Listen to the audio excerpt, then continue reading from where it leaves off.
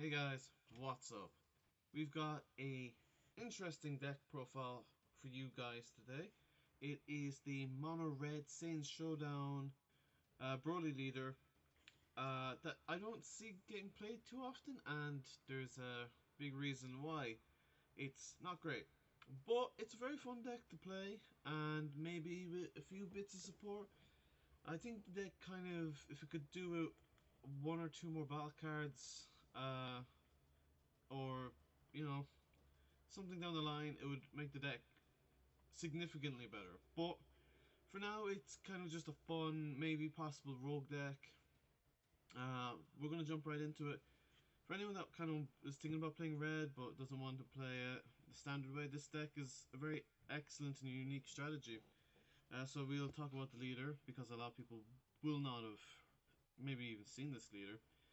So the starting off with the permanent is pretty much why the deck is its the biggest weakness is its own limitations.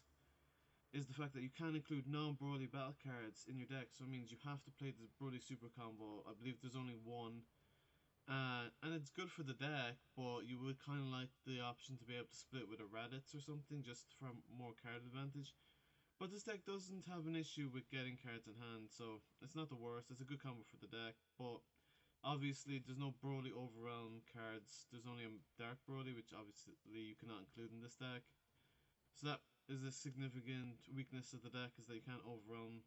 It's really hard to bait out other decks because they know you've only got one major battle card in the deck. So that's probably what they're going to try and go all out on trying to stop from hitting them. So that's the boss monster doesn't have barrier. You have to try and give it barrier as fast as you can with the strategies card. So obviously anything that puts to rest mode, yeah, it's a nightmare to test this against yellow, and a lot of blue decks as well can be a nightmare to deal with because just the amount of counters they have. But jumping into it, after we move past this permanent, you can choose one red extra card in your hand, discard it. When this card attacks, draw two cards. So in some ways, he's already a kind of super combo himself. You'll see when we flip him around, one of his stronger sides that makes cards that in lots of decks wouldn't necessarily be great, but in this deck he makes cards that wouldn't be so useful at that point become suddenly a lot stronger. You awaken at 3 life or less, so that's kind of a drawback. You have to do a lot more damage to yourself. Then you switch two cards, switch up to one of your energy to active mode and flip this card over. It's kind of annoying because you already have a lot of cards in your hand drawn. I'd rather awaken at 4 life and draw one card than have to take myself down to 3, because you at 3 life you're in that really awkward situation where there's quite a few boss monsters there with triple strike, and also you kind of don't have to be in that position where if you use your testing the opposition, then your opponent just champions you for game, or well, he gets rid of that blocker and then champions you for game. Or or just brings out down your regular double strike. Or anyway, when he awakens, this card attacks. Draw one card. If there are 7 or more red extra cards in your drop area, you can activate the activate battle skill on a red non-field extra card from your original energy cost of 3 or less in your drop area without paying its energy cost. If you do, send that card to your orb. So that's kind of a mouthful, but basically you can just activate battle extra cards from your drop area without paying a cost. It's great. It's a really good card. The thing is that you have to have 7 red extra cards in your drop, but it's actually really easy to do because of how much you're discarding on this side, and other cards will make you discard.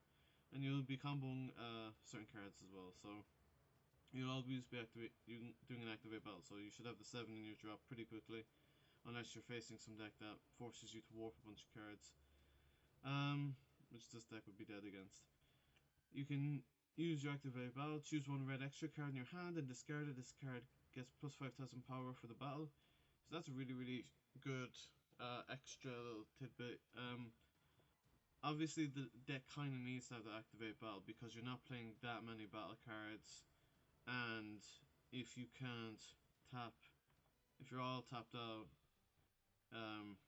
then you don't have an awful lot to combo with. So yeah, the leader himself puts quite a lot of restrictions and limitations on what how you can actually build this deck, and it's quite a linear strategy. You only really kind of can mess with ratios, because due to the fact that you can only play Brody cards, there's very few options that you have that work in the strategy. So this is basically my build of it. It's got a mix of results depending on who I've played. Uh, uh, but you know, we'll jump into it. So you got to show off the imposing presence for playing four of this guy because he's kind of a turn ender for, especially in the early game when your opponent doesn't have a lot of strong battle cards, especially if you're playing KP. Um, Basically, where they will always lose on the first attack, they lose 10k, and then from then on, they lose 5k on each battle attack. So if they're attacking with 15k beaters to your leader, then you can they go down to 10k. If they attack with or if they attack with you with a 10k card, you can tap one and remove it. So pretty good. I think it's definitely one of the stronger extra cards in the deck. Violent Rays. Now this is the one deck this is never a dead card in, because there's quite a few decks that Violent Rays doesn't bother, or there's quite a few decks that can work past the fact that they can attack with 20k battle cards. He's really, really good, especially in this format where the Boo Unison is so prevalent. You can stop that double strike if they don't play a lot of battle cards. But in this deck, he's so much better because even if it is a dead card, even if it's not useful at all, you can still pitch it with their effects to either draw 2 or get plus 5,000 power. So it's never a dead card, so that's what's really, really strong about this and why you play it at 4. Because most decks, it's going to have a huge advantage for you. But in this deck, especially, it's never dead. Put on afterimage technique. It's really good in this deck because of the fact that the sparking 5 becomes live so quickly, and you really want to protect your leader at certain points against the likes of triple strikes and double strikes and so on. It's really, really good. And you get to take a life as well. That might be the thing that gets you down to 3 life, and you can go wild.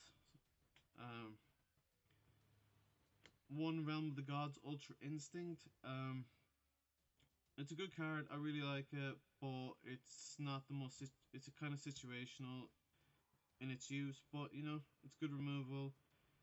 Great artwork, obviously, and you can add it to your hand off of the Unison, so it's very, very good. Strategy Universe 7, it's kind of a must play. I'm tempted to put the 4, but you know, you don't want to overload it on your hand. You want to get into your hand and you want to save it for a while. But also, if you need, because it's a 0 cost, if you need to get up to 7 cards in your field, you can just activate Strategy Uni 7, and then voila, you're on 7.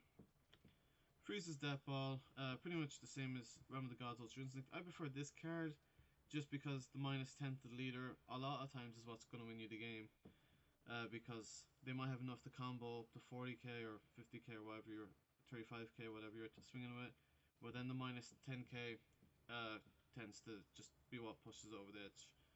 2 testing the oppositions, same reasons after image, and the fact that you can take a life to be able to negate the attack and negate a double strike, and then block to get rid of another double strike. Yeah, some solid choices. In the extra, or Red has some solid choices in terms of the variation of Red extra cards. That's kind of pretty much where you're going to get your kind of creative into this deck, because the rest of the deck is all standard. You're kind of just going to be messing with ratios. Gigantic Meteor. This card's really good in this deck. You can either use it to get plus 35 power, so if your guy combos their entire hand out, you know, this one, with the cost of 1, by the way, all these Brody cards, they say cost 3, but they have the caveat they're permanent. If your leader card is a mono red Brody saying card, reduce the energy cost in your hand by 2, so they're all 1 drops. The fact you can combo up that high is what's so strong about this deck. what I really like about the deck. And yeah, I mean, if it just was able to bait out negates better, then this deck would be very strong. I'm playing 4 of the Demon Awakens. Similar to Strategies of Universe 7, you can activate this for free. Get that final extra card in your drop area. Allows you to burst one once per turn, or it's got the limit 1, to be able to burst one card into your drop and take a life. So that's going to help you either get an extra card into your drop area or into your drop area, and help you get to true life so you can awaken. I wish this deck had an alternative when awakening, like having like 10 cards in your drop area or something, because getting down to true life is kind of a bummer. Um, but yeah, the Demon Awakens, and you can also use this activate battle to get plus 5,000 power. So that's a free plus 5,000 power. So it's a strong card. I'd play that forward, especially because it's a 0 cost, and it does so much for nothing, for pretty much free. Playing 4 of the Demonic Playtime card. This gives your Broly double strike. It can be the great thing is that because of the leader effect that you can get for free, you can get to draw a card and give your leader double strike or whatever's attacking. But it'll probably be your leader that gets the double strike because the other cards have double strike. Demonic Blitz. This is great in the gate. Negate the attack, then choose one of your opponent's battle cards, and it gets minus 10,000 power for the turn. That's really strong. Like the for the entire turn, uh, if they have dual attack, if they brought out their Bardock, whatever, that's going to help you significantly. And there's an activate battle that you can choose up to one of your cards, and it gets plus 10,000 power for the battle. So you're probably not going to use that for that, but you know it's an option if you're looking to end the game. Demonic Blitz. Uh, this is similar to Demonic Playtime, except uh, it gives them critical. You're probably going to use the Demonic Playtime more because it has the draw effect, rather, and obviously most people want to take 2 life. On to the Unison now. The Dark Broly Resonant Obliterator, or the Demonic Obliterator. Dark Broly Resonant Obliteration. Um, so this dude has pretty much double strike from the moment you play him because you're more than likely going to have 3 or more red extra cards in your drop area. So that's very strong. His plus 1 is basically you get to add an active, look at the top 5 and add a card that says activate battle on it. You're not going to really, it has to be 3 or less, but you know, what activate battle, I don't know how many red activate battle cards there are that cost 4. Very few, but I guess it stops them or future card design. And then the minus 2 is actually very strong because your opponent loses on the attacking card minus 3,000 power for every red extra card in your drop area. So one of the games I was playing, he actually attacked me with some Son Goku overwhelm card at 30,000 power. He attacked minus 2, gone. Saved me for that turn. Uh, so it's a strong Unison. I am kind of debating to some degree whether to cut it for the Piccolo Junior Unison just because it deals with counters and there's a lot of counter in this format. A lot better. You're running so many extra cards that really doesn't matter, and a lot of them are kind of similar. That the draw one would be great, and it's got good removal. So it's also got great removal. So I am debating it. Swapping the Unisons, but here is the battle cards now to wrap everything up. Here's the only super combo you can play in the deck, Sparking 5, which is pretty quick. You can becomes live. Uh, Pretty much like every super combo, gain 10,000, draw a card. You play 3 of this guy, because why not? He's a Broly card you can play in the deck. It gives you more options in terms of battle cards, and obviously it's really handy if your opponent is kind of has that topo in hand and he leaves the 2 energy open. You can bring out your Crown of Retribution and snipe that topo. Unfortunately, he can't snipe hatch or anything because it has to be 20 or less. Here is the boss monster of the deck. If I genuinely think this dude should have had barrier because he gets just. I mean, if he's able to go off, you win the game. But the chances of it going off are slim because a lot of people know. Anyone who's competitive knows that what he's going to do. He has double strike.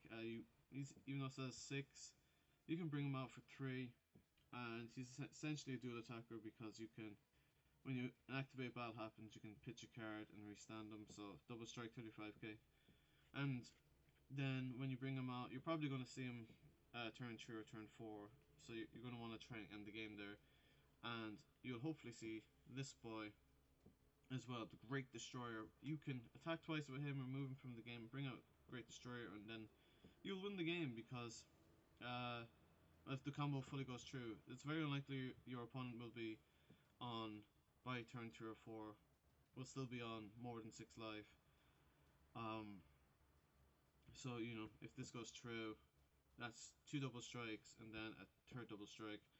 All huge power, and your opponent really can't combo past this because everything loses minus 5,000.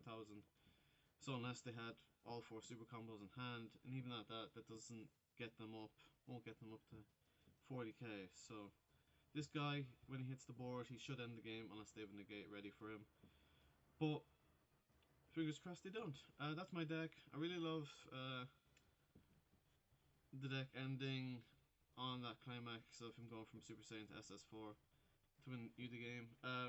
It's very uh, difficult to play because of the fact that it's easy to learn, but very hard to be able to win games just simply because of the amount of counters and negates. But that's my profile. That's what I've been testing. I hope you liked the deck profile and have an awesome day and goodbye.